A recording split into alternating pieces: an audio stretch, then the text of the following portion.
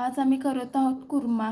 त्यासाठी लागणारे साहित्य आहे 10-12 बीन्स, 1 वाटी ओले वाटाणे, 1 बटाटा, 1 गाजर, 1 वांग, फ्लॉवर धुण्यासाठी आम्ही गरम पाणी त्यात ओतले आहे।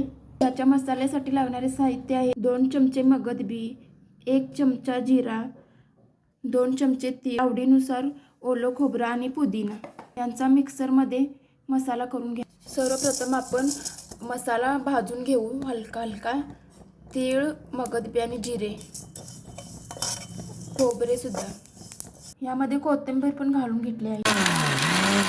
आता कुकर गॅसवर ठेवून गॅस चालू करावा। 3 चमचे तेल घालून घ्यावे।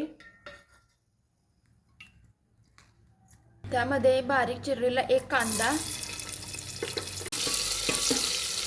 1 चमचा हिंग, बारीक चिरलेला 1 टोमॅटो सोनेरी रंग होईपर्यंत भाजून घ्यावे। त्यात काजू 10-12 टाकावे, थोडीशी हळद, मिक्सरला मसाला करून घेतलाय ते घालावे। लाल तिखट 1 चमचा, गरम मसाला 1 चमचा। नंतर सर्व व्हेजिटेबल्स स्वच्छ धुवून घ्यावे।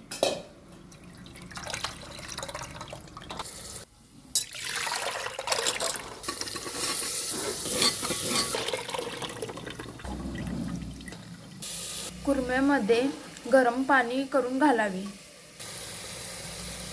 व सर्व परतून घ्यावे। मीठ चवीनुसार घालावे आपल्याला आवडीनुसार। 5 मिनिट तसेच वाफेवर शिजवून घ्यायचं व नंतर गरम पाणी घालावे। 2 मिनिट वाफेवर शिजल्यानंतर त्यामध्ये गरम पाणी घालून घ्यावे व 3 शिट्ट्या होऊन द्यायच्या। आपला कुर्मा तयार झाला आहे। त्याला आता वाटीमध्ये सर्व करते। कुर्म्याची रेसिपी आवडल्यास नक्की लाईक, शेअर व सबस्क्राईब करा।